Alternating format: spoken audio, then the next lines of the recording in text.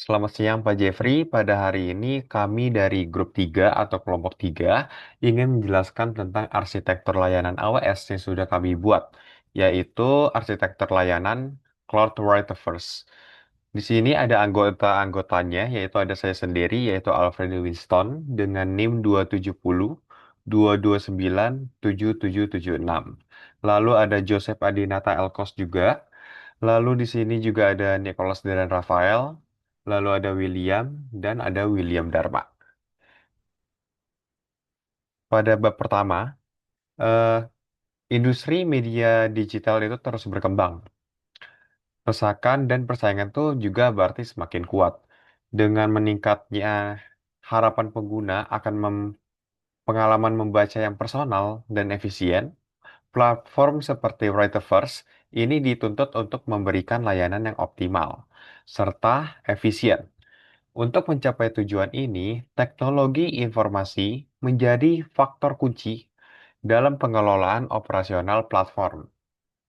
Penerapan teknologi yang tepat dapat membantu platform meningkat efisiensi operasional serta memberikan pengalaman pelanggan yang lebih baik, serta memaksimalkan pendapat mereka. Dalam konteks ini, arsitektur layanan AWS atau bisa kita sebut sebagai Amazon Web Service menawarkan solusi komprehensif untuk mengatasi berbagai aspek platform media digital tersebut.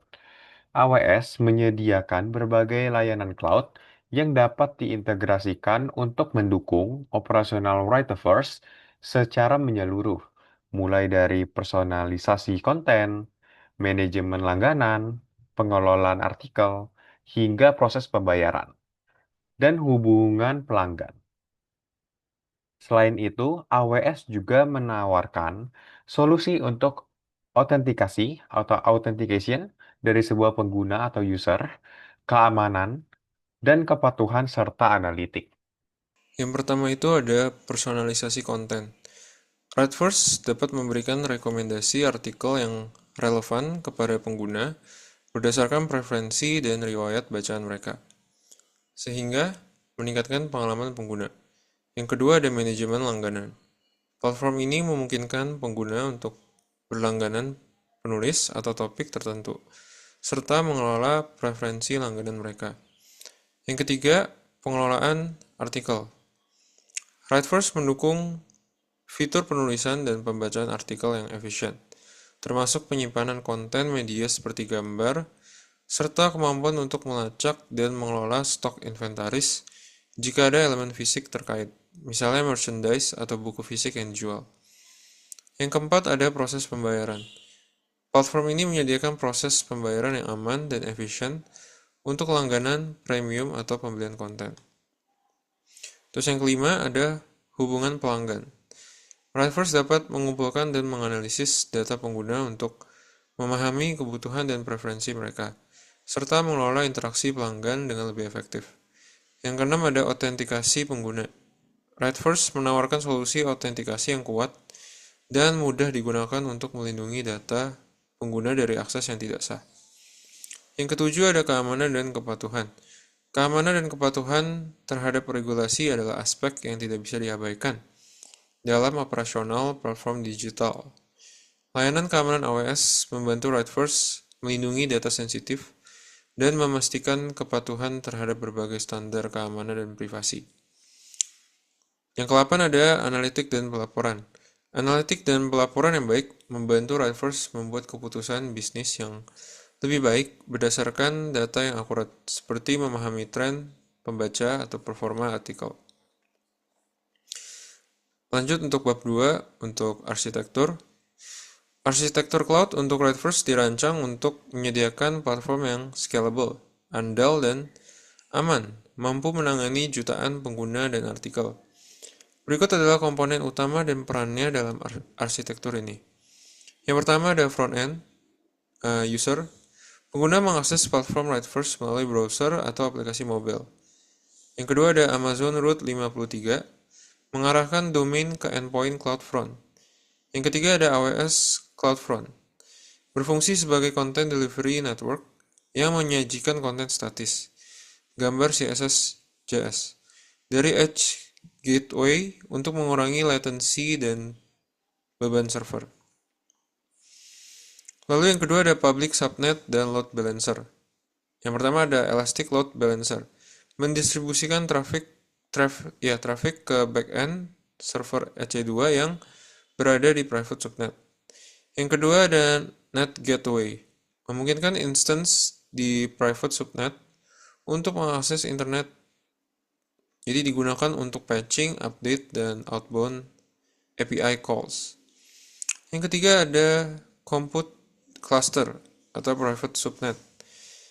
Yang pertama ada Amazon ECS Cluster, Elastic Container Service, menjalankan berbagai microservice containerized untuk menangani fungsionalitas seperti personalisasi langganan, bacaan, penulisan artikel, dan database facing service. Yang kedua ada auto scaling group pada EC2, menambahkan atau mengurangi jumlah EC2 berdasarkan beban traffic. Selamat siang Pak Jeffrey, perkenalkan nama saya Nicholas dan Rafael dengan NIM 270226112. Sekarang saya akan menjelaskan tentang layanan-layanan utama apa saja yang terdapat pada arsitektur cloud providers kami. Yang pertama ada personalization service. Layanan ini memanfaatkan Amazon SageMaker untuk memberikan rekomendasi artikel yang dipersonalisasi berdasarkan preferensi dan riwayat bacaan masing-masing pengguna. Lalu layanan ini diakses melalui Elastic Load Balancer atau ELB dan berjalan di Amazon ECS atau Elastic Container Service. Selanjutnya ada subscription dan billing service. Layanan ini dirancang untuk mengelola seluruh aspek terkait langganan premium atau pembelian konten. Permintaan dari pengguna akan diterima oleh API Gateway, kemudian diproses oleh AWS Lambda. Lambda ini bertanggung jawab untuk memperbarui data langganan pengguna di Amazon Cognito dan sistem database kami. Selanjutnya ada reading list service. Fitur ini memungkinkan pengguna untuk menyimpan artikel agar dapat dibaca di kemudian hari. Sama seperti layanan sebelumnya, permintaan akan masuk melalui API Gateway dan AWS Lambda akan memproses permintaan ini serta memperbarui data daftar bacaan pengguna di database. Kemudian ada Read Article Service. Layanan ini berfungsi untuk menyajikan konten artikel kepada pengguna termasuk mengambil gambar-gambar yang tersimpan di Amazon S3. Selanjutnya ada Write Article Service. Layanan ini ditujukan bagi para penulis yang ingin membuat dan mengunggah artikel baru. Layanan ini mengelola proses pengunggahan artikel termasuk penyimpanan atau menyimpan gambar terkait ke Amazon S3 serta memperbarui indeks database. Di bagian database, kami menggunakan Amazon DynamoDB sebagai database NoSQL. Inilah penyimpanan metadata pengguna, daftar bacaan, dan data artikel lainnya. Sementara itu, untuk konten statis seperti gambar artikel, kami menyimpannya di Amazon S3 atau Simple Storage Service. S3 ini digunakan oleh layanan write dan read artikel sebelumnya melalui Lambda atau ECS. Selanjutnya ada authentication. Kami mengimplementasikan atau kami menggunakan Amazon Cognito untuk mengelola user pool dan proses autentikasi. Cognito ini terintegrasi dengan AWS Amplify yang juga kami gunakan sebagai hosting untuk front-end statis aplikasi kami. Dengan demikian, proses login dan registrasi pengguna dikelola secara efisien oleh Cognito dan Amplify. Untuk alur kerja dan deployment bagi para pengembang atau developer, kami memanfaatkan atau kami menggunakan Elastic Container Registry atau ECR. Para developer akan mendorong atau nge-push image Docker container mereka ke ECR ini. Tentu, kami menggunakan IAM role atau kami menginput IAM role yang mengatur akses agar para developer dapat masuk ke dalam ECR dengan aman. Yang terakhir tapi tidak kalah penting yaitu monitoring dan logging. Kami menggunakan Amazon CloudWatch untuk memantau performa layanan, penggunaan CPU atau memori, serta mengumpulkan log aplikasi. Selain itu, kami juga menggunakan AWS CloudTrail yang bertugas mencatat semua aktivitas API call yang terjadi. Misalnya permintaan dari API Gateway ke Lambda atau ECS untuk keperluan audit keamanan. Jadi setiap aktivitas yang terjadi di platform terekam dengan baik yang sangat penting untuk keamanan dan analisis data. Halo, perkenalkan nama saya William dengan nomor NIM 270225373. Pada saat ini saya akan menjelaskan mengenai bab 3 yaitu di mana proses kerja dan contohnya. Contoh kasusnya merupakan pengguna membaca artikel. Untuk langkah pertama, pengguna mengakses platform, pengguna membuka website atau aplikasi web first. Lalu, dengan Amazon Route 53, mengarahkan domain ke CloudFront, Lalu AWS CloudFront menjanjikan konten front-end seperti gambar, CSS/JS dari edge location terdekat untuk akses cepat. Lalu langkah kedua ada autentikasi pengguna. Jika pengguna belum login, mereka akan melalui proses autentikasi menggunakan layanan seperti AWS Amplify, menyediakan hosting front-end dan integrasi dengan Cognito. Lalu Amazon Cognito mengelola autentikasi pengguna termasuk login dan register. Lalu untuk langkah ketiga, pengguna menelusuri konten. Setelah berhasil login, pengguna dapat mulai menelusuri ke artikel atau setiap feed yang dipersonalisasi. Personalization Service via LB ke ECS menggunakan Amazon SageMaker untuk memberikan rekomendasi artikel yang dipersonalisasi kepada pengguna. Lalu untuk langkah keempat, pengguna memilih artikel untuk dibaca. Pengguna mengklik artikel dari feed atau hasil pencarian untuk membacanya. Dengan fitur-fitur API Gateway seperti Operational Service yang menerima request untuk membaca artikel. Lalu ada AWS Lambda atau Read Article Service yang dimana memproses request dan menyajikan konten artikel. Jika artikel berisi gambar, fungsi Lambda ini akan mengambil gambar dari Amazon S3. Lalu untuk Amazon DynamoDB, di mana untuk menyimpan metadata artikel dan informasi terkait. Lalu Amazon S3, di mana menyimpan file gambar atau media lain yang terkait dengan artikel. Lalu untuk langkah kelima, di mana pengelolaan daftar bacaan jika pengguna yang menyimpan artikel untuk dibaca nanti. Fitur-fiturnya terdapat API Gateway seperti User Facing Service yang dimana menerima request untuk menambahkan artikel ke daftar bacaan. Lalu ada AWS Lambda Reading List Service di mana memproses request ini dan memperbarui data pengguna di DynamoDB. Sekian dari saya, terima kasih. Selamat siang Pak Jeffrey, nama saya William Dharma Wijaya dengan NIM 2702218645. Sekarang saya akan menjelaskan tentang tiga alur proses kerja dari Readverse selanjutnya, yaitu ada proses langganan pengguna, proses pembuatan konten oleh penulis, dan mekanisme pemantauan dan pencatatan log sistem. Jadi kita mulai dengan skenario yang pertama, yaitu alur proses yang terjadi ketika seorang pengguna memutuskan untuk berlangganan layanan premium. Yang pertama, proses diinisiasi ketika pengguna mengirimkan permintaan berlangganan melalui aplikasi. Permintaan ini pertama kali diterima oleh API Gateway, yang berfungsi sebagai gerbang utama untuk seluruh interaksi dari sisi klien. Selanjutnya, API Gateway akan meneruskan permintaan tersebut ke layanan komputasi AWS Lambda. Di sini fungsi Lambda akan mengeksekusi logika bisnis yang terkait dengan proses subscription. Lalu AWS Lambda kemudian berinteraksi dengan Amazon Cognito untuk melakukan manajemen profil pengguna secara spesifik memperbarui status langganan pengguna tersebut dari standar menjadi premium.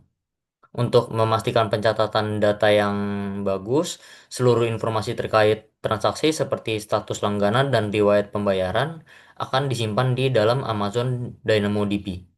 Dengan arsitektur ini, proses langganan dapat dieksekusi secara efisien dan status pengguna dapat diperbarui secara real-time di seluruh sistem. Lalu selanjutnya, mari kita bedah alur proses yang lain ketika seorang penulis membuat dan mempublikasikan sebuah artikel baru. Yang pertama, sama seperti alur sebelumnya, permintaan untuk membuat dan mengunggah artikel baru akan diterima terlebih dahulu oleh API Gateway. Permintaan ini kemudian diteruskan ke AWS Lambda. Fungsi ini dirancang untuk memproses konten yang masuk, termasuk melakukan diferensiasi antara data teks dan media file. Untuk aset media seperti gambar, audio, video, Lambda akan upload ke Amazon S3. Sementara itu, seperti metadata artikel seperti judul, isi konten teks, ID penulis, tanggal publikasi, itu akan disimpan oleh AWS Lambda ke dalam DynamoDB. Pemisahan ini bertujuan untuk mengoptimalkan kecepatan pengambilan data saat artikel tersebut akan ditampilkan kepada pembaca. Struktur ini nantinya memastikan bahwa setiap jenis data disimpan pada layanan yang paling sesuai, sehingga mendukung efisiensi operasional dan performa aplikasi. Lalu, setelah seluruh alur operasional berjalan, aspek penting berikutnya adalah bagaimana kita memastikan keandalan dan keamanan sistem. Di sini fungsi pemantauan dan pencatatan log berperan. Yang pertama adalah Amazon CloudWatch. Layanan ini berfungsi untuk memantau metrik performa dari seluruh layanan AWS yang kita gunakan, termasuk AWS Lambda. CloudWatch juga mengumpulkan log aplikasi secara terpusat. Hal ini memungkinkan tim kami untuk mendeteksi anomali, menganalisis performa, dan melakukan debugging secara proaktif. Lalu yang kedua ada AWS CloudTrail. CloudTrail menyediakan catatan audit untuk setiap panggilan API yang terjadi di dalam akun AWS kita. Ia mencatat secara detail siapa, apa, dan kapan suatu aksi itu dilakukan. Data dari CloudTrail sangat krusial untuk audit keamanan, analisis forensik, dan pemenuhan standar kepatuhan. Kombinasi kedua layanan ini memberikan visibilitas terpenuh terhadap kesehatan operasional dan postur keamanan infrastruktur kami. Lalu sebagai kesimpulan dari alur yang telah kami bahas, dapat dilihat bagaimana serangkaian layanan AWS bekerja secara sinergis untuk membangun platform Readifirst. Setiap layanan memiliki peran spesifik yang berkontribusi pada sebuah arsitektur yang terintegrasi, efisien, scalable, dan juga aman. Arsitektur ini tidak hanya menjamin pengalaman pengguna yang optimal, tapi juga memberikan fondasi yang kokoh untuk pertumbuhan platform kami di masa depan. Sekian dari kami, terima kasih.